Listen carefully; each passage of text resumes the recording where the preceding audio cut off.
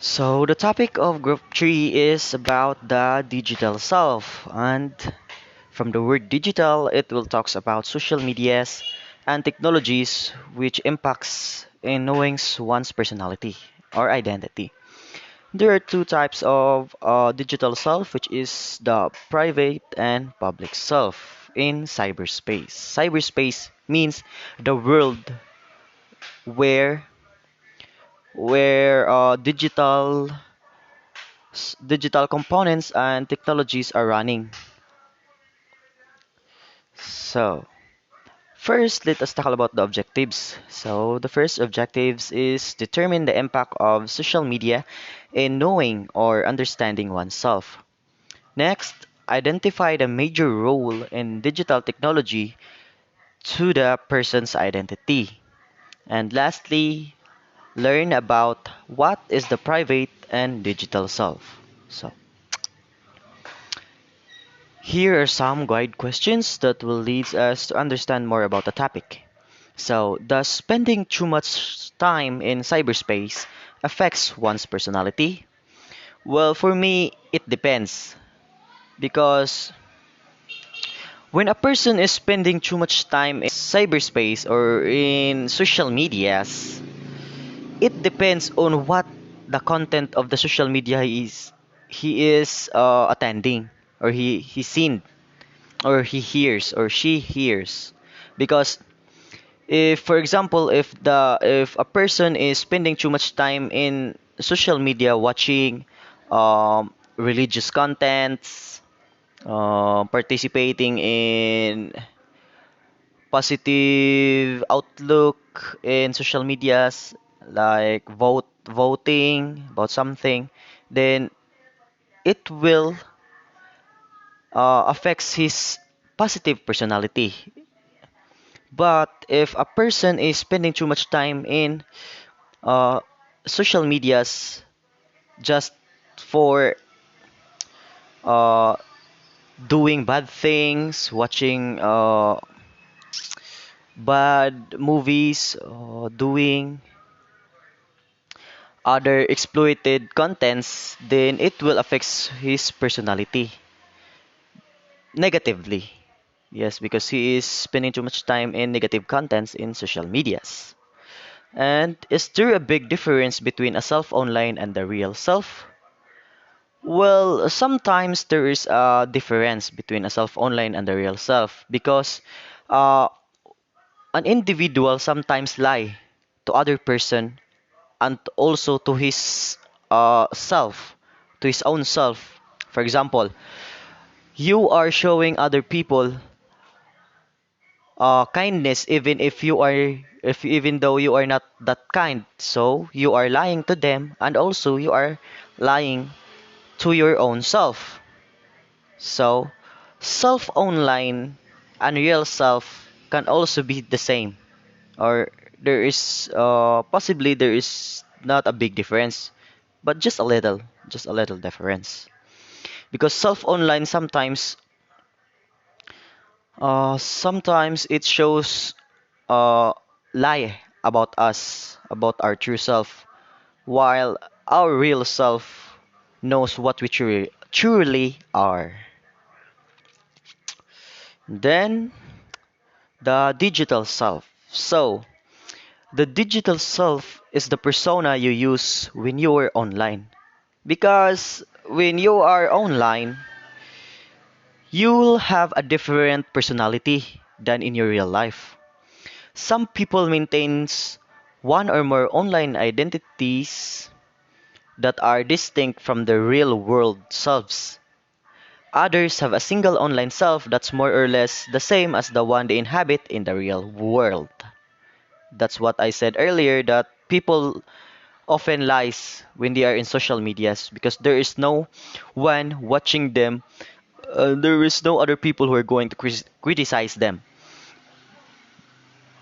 So, self in cyberspace. In cyberspace, there is what we call a digital literacy. Digital literacy is the capabilities possessed by individuals who are living, learning, and working in digital society. Nowadays, people are more digitally literate than those from old generations where technologies and social medias are not that advanced and not that famous, not that uncommon. Digital literacy is what we call the capabilities possessed by individuals, where individuals who are using technology and social medias when they are living, learning, and working in a digital society. Because without this digital literacy, a person can be possibly involved in crimes in digital digital society like cybercrimes or other exploited crimes that occurs in a digital world. In cyberspace, people are more willing to speak out and misbehave. Yes, that is true because when you are online or in online communicating online, there is there is nobody who are going to criticize you on what you say, on what you post, on what you hear, or what you express to other people, since it is online. So you are more willing to express out your emotions, your insecurities, and other negative aspects of yourself. And people tend to misbehave since authority is minimized, meaning there are less people who are going to look for you or to have oh there is less people who are going to control you unlike in our real world where there is our parents who are going to control us, going to educate us, our teachers and our um, older than us. But in cyberspace, in social medias, is nobody who are going to take control of you. So that's why authority is minimized and people tends to misbehave. In the cyberspace, there is what we call online disinhibition. Online disinhibitions means lack of restraints one feels when communicating online. That's why people tend to speak out and misbehave or say what they really want to say and express what they really want to express. Since there is what we call online disinhibition or the lack of restraints one feels when communicating online. And online disinhibition has two types, which is the benign and the toxic disinhibition. And the one who are going to report that is the next presenter, which is Mr. Seth Watin. Because this will ends my part. So, thank you for listening. Hello everyone. So today I am going to discuss about the online disinhibition. So what is online disinhibition? So online disinhibition is the lack of restraint one feels when communicating online. So when we say restraint, it is when you can control yourself into saying words appropriately and not lash out to anyone. Since it says here that it is a lack of restraint, so it means that these are the things that you can say online that you cannot say in real life because you know that your parents or guardians won't be able to see what you post. Hence, you can just post whatever you want and whatever you like. So it is all in your hands. So there are two types of disinhibition, namely the benign disinhibition and the toxic disinhibition. These two types are opposite from each other and obviously, and I will discuss this on how are they different. The first type is the benign disinhibition. This is the type of online disinhibition that is healthy because it doesn't hurt other people online and you're basically kind with the other netizens that you are communicating with. So for example, speaking about emotions, fears, and wishes, you can talk to your friend about these online without the fear of judgment and without the fear of their reaction because you're doing it online and not facing them. An example of this is when you open up to your problems and your friend gives you an advice. Next is showing kindness and helping others. This is when you use the tools online to help you spread awareness about mental health, especially with teenagers and college students. But this is not only about the mental health. It can be anything that you can think of that you want to help. So you can just instantly post about it without being shy because again you're just posting it online and you're really not facing to any people basically.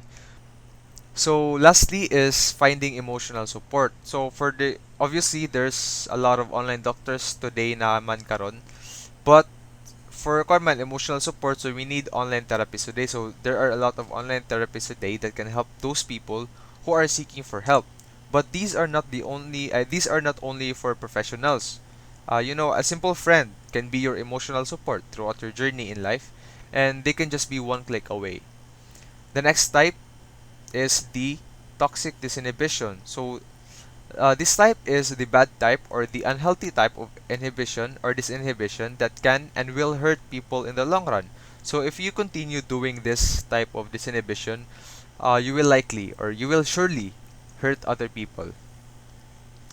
So an example of this is rude language, harsh criticism, anger, hatred, and threats. These are most common to the keyboard warriors that you can see online, 'di ba? So either they lock their profile, they make it private, or they use a dummy account to do these kind of things that can hurt people. Like, um, for example, when someone is arguing with valid arguments or valid points, then a keyboard warrior is arguing um, and attacking the looks of the person. So they are using ad hominem attack. So that is a toxic disinhibition. Next is pornography and violence, which is very rampant today, especially that pornography is just one search away from every smart device that you have, like smartphones or computers, even on smart TVs. So so the last one is threatening, humiliating, spreading rumors, making fun of others. So people spread rumors or fake news that will grow and eventually will be believed by many, especially that some Filipinos trust a Facebook post without even validating it. So that's why in senior high school we have this subject called MIL or Media Information Literacy, so that we will be able to distinguish the difference between the fake news or and the real news. So we should first at least um, search for other sources, other credible sources before believing something that is posted online. So those are the types of online disinhibition, and thank you for listening.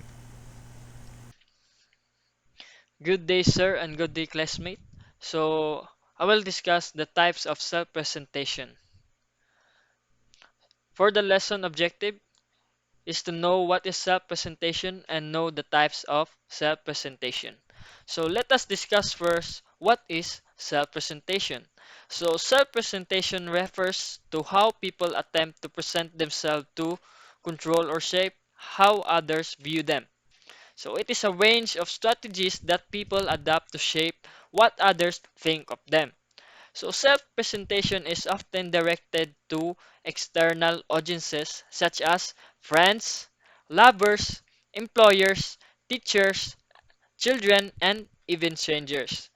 So it is more likely to be conscious when the presenter depends on the audience for some rewards.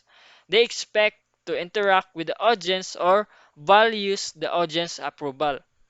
Yet, self-presentation extends the beyond audiences that are physically present to imagine audiences, and these imagined audiences can have a distinct effects on behavior. So let us know the types of self-presentation. So first is the self-promotion. So the self-promotion is the action of promoting or publicizing oneself for one's activities, especially in a forceful way. So in short, the person who is using self-promotion is trying to show that he or she is competent, effective, or a winner. So this person expects respect, and he or she speaks loudly about their experience, education, or achievement.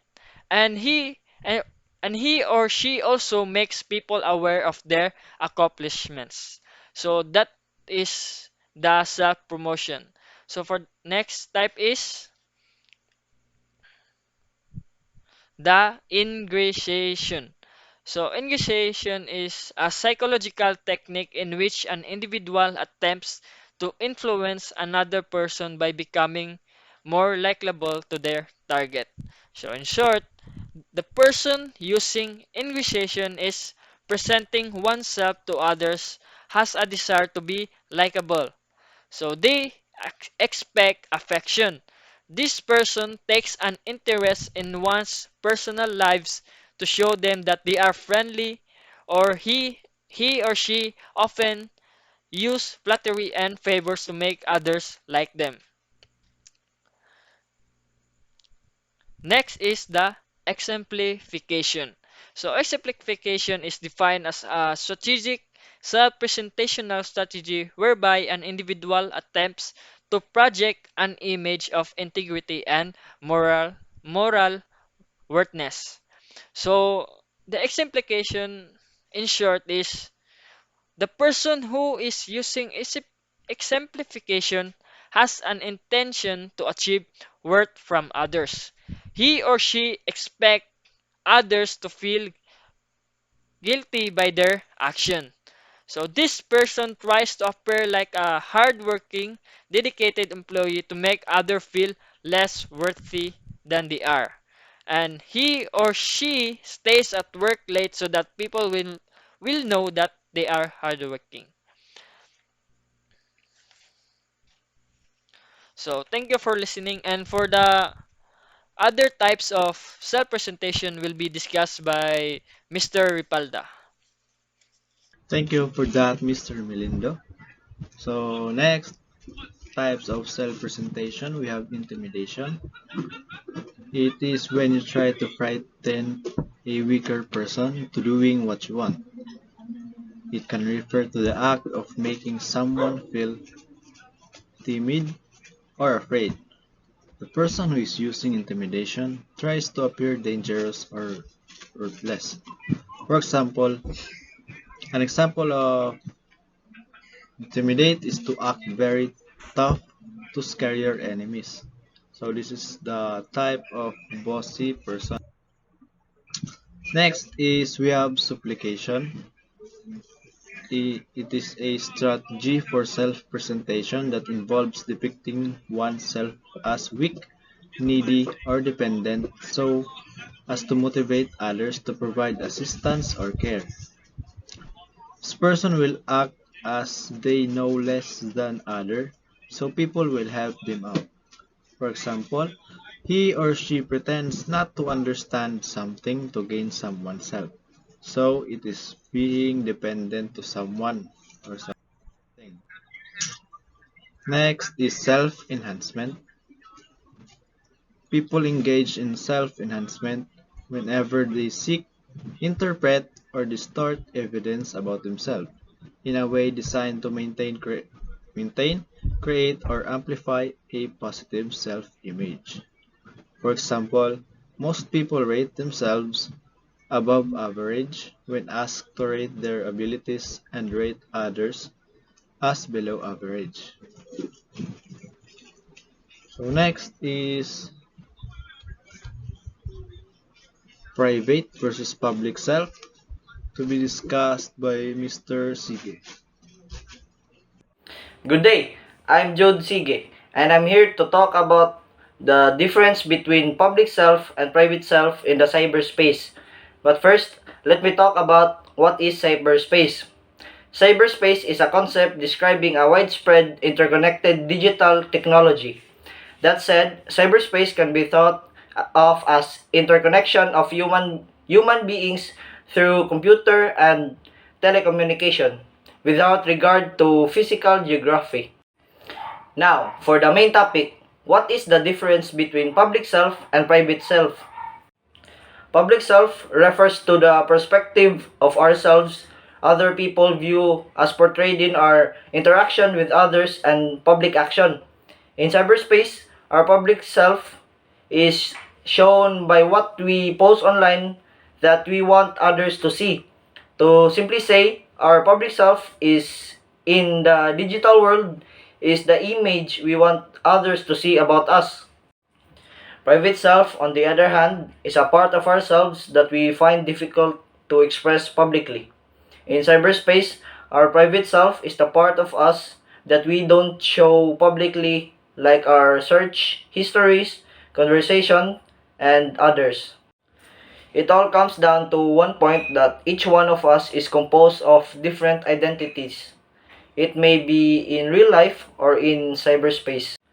For more understanding, let me provide example for each. An example of public self is posting our dogs in our social media. In this way, we want others to know that we own pets or we are dog lovers. For private self, one best example for this is our search history, which we do not want others to see. It is a private matter that only ourselves must know. So, before I end, I leave with a quote. Not every part of our private life needs to be public. Thank you, and that's all. Hi, my name is Aljoel Pismalpong. I will report what not to post and what to post. First is what not to post. There's a number of reasons why you could get banned from social media or Facebook, including using the platform in a way that's unlawful and fraudulent, or using it is a way that poses a threat of public safety. Example of not to post are your phone numbers, your address, abusive contents, illegal contents, negative opinions about your job, employer, boss or professor, political or religious content, the same message across social network, irrelevant viral post, and etc. And let's proceed to the what to post. What to post. We all need a motivational to do something and achieve our goals. And if you are also not only to read and blogs, positive things to post in social media, but to get motivated and reach the sky of the more than mountain. Example of what to post is information articles, infographics, fun facts, quick tips, inspirational quiz, user general post, throwback Thursday, or TBT, and etc. That's all. Thank you. Greetings everyone, my name is Jandel Baguio and I am here to report setting boundaries to your online and digital self. So what is personal boundaries? It is the practice of openly communicating and asserting personal values as a way to preserve and protect against having them compromised or violated. The term boundary is a metaphor, with in bounds meaning acceptable and out of bounds meaning unacceptable. The most important reason to set boundaries online, according to psychologist and coach Dana Jonta, a PhD, is for your safety and protection. Personally, you don't want to give out private information to the world, and professionally, you don't want to compromise your credibility and reputation. So why are boundaries online necessary? It is important to create limits in regards to who we follow, what sort of content we consume, and how much time we spend on the internet. First and foremost, they're necessary for our safety, as dangers like hacking and catfishing loom. It is imperative to set up barriers to protect our personal data and identity from strangers online, such as increasing our privacy settings or limiting the amount of personal information available on the internet. So, here are some tips on setting boundaries online. First is give yourself permission. Many people think that they don't deserve to set boundaries in the first place. Give yourself the permission to set boundaries and say no. That is according to Junta. Second is consider your purpose. According to Junta, what when setting boundaries is thinking ahead of about how you like to use the social media. Ask yourself like what is the purpose? What purpose the social media serves helps for me? Next is practice the three strikes you're out rule. Give a person three chances to set things right. As we all know, through virtually we can easily misinterpret some ideas. Next is honor your feelings and comfort level. At the end of the day, boundaries are about how something made you feel. Junta said, so pay attention to your own emotions and comfort level and proceed from there. Fifth, be thoughtful in your own responses. In online communication, Junta said our words and language tend to come across more powerfully and bluntly. When we just see the written word, it has more of an impact on us psychologically. And lastly, take things slow. Since people usually want to present themselves in a positive light, it takes time to see their true personality. That's when you see red flags or inconsistencies in their character. That's all. Thank you.